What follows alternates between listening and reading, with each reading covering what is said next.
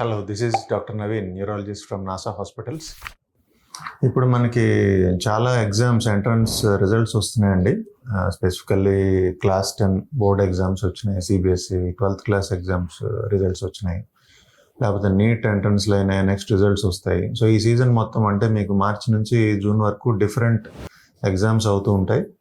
Students will be under immense stress, విపరీతమైన స్ట్రెస్లో ఉంటారు. So సడన్గా మీరు గమనించి ఉంటారు, ఎగ్జామ్ రిజల్ట్స్ వచ్చిన తర్వాత 10 నుంచి 15 సూసైడ్స్ అవుతున్నాయని చెప్పేసి ర్యాండమ్గా ఇమ్మీడియట్లీ ఆఫ్టర్ రిజల్ట్ ఆ 1-2 డేస్లో మనం చూస్తూ ఉంటాం. సో ఇది ఈజ్ వెరీ అలార్మింగ్ సిచ్యువేషన్. ఎందుకంటే పాపం ఈ పిల్లలు ఏంటంటే చాలా సెన్సిటివ్గా ఉంటారు. వాళ్ళ ఇంట్లో ఉన్న పరిస్థితులను బట్టి పీర్ గ్రూప్తో కంపారిజన్ ఉంటూ ఉంటుంది వాళ్ళకి. సో మెనీ ఫ్యాక్టర్స్ పర్ఫామ్ చేయాలని అనుకుంటారు, కానీ వాళ్ళ బ్రెయిన్ కెపాసిటీ సరిపోదు, చేయలేకపోవచ్చు. పెద్దవాళ్ళ ఇంట్లో వాళ్ళు ఏమనుకుంటారు అన్న ఒక విపరీతమైన భయానికి లోనవుతూ ఉంటారు.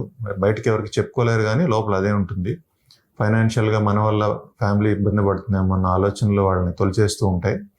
సో ఇవన్నీ సాధించలేకపోయాం అనే ఆలోచన వచ్చినప్పుడు వాళ్ళని ఈ సివియర్ డిప్రెషన్ వైపు, సూసైడ్ చేసుకుందాం అన్న ఆలోచన వైపు పురుగొల్పడం జరుగుతూ ఉంటుంది. సో ఎస్పెషల్లీ పేరెంట్స్కి అందరికీ నేను ఇచ్చే సలహా ఏంటంటే, కనిపెట్టుకుని ఉండండి.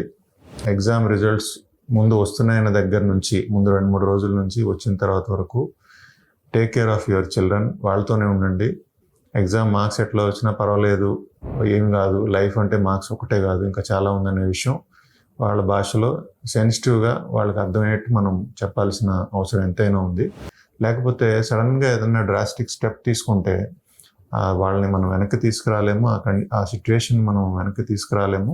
ఫ్యామిలీ మొత్తం చాలా ఇబ్బంది పడాల్సిన పొజిషన్ వస్తుంది. సో దీనికి హెల్ప్ లైన్, కౌన్సిల్ అని గవర్నమెంట్ చాలా, టెలిమానస్ అని చెప్పి ఇవన్నీ కూడా చాలా ఉన్నాయి. ఇవన్నీ ఎంత చెప్పినా ఇంట్లో పేరెంట్స్, చుట్టూ ఉన్న బంధువులు వాళ్ళ దగ్గర ఉంటాం, వాళ్ళని అర్థం చేసుకోవడం, వాళ్ళని ఒక కంట కనిపెట్టుకుని ఉంటాం. ఈ నెక్స్ట్ ఎస్పెషల్లీ ఫస్ట్ 1 వీక్లో ఈ రిస్క్ చాలా ఎక్కువగా ఉంటుంది. ఎగ్జామ్ రిజల్ట్స్ వచ్చిన తర్వాత ఈ 1 వీక్ మాత్రమే పిల్లల్ని వదిలిపెట్టదండి.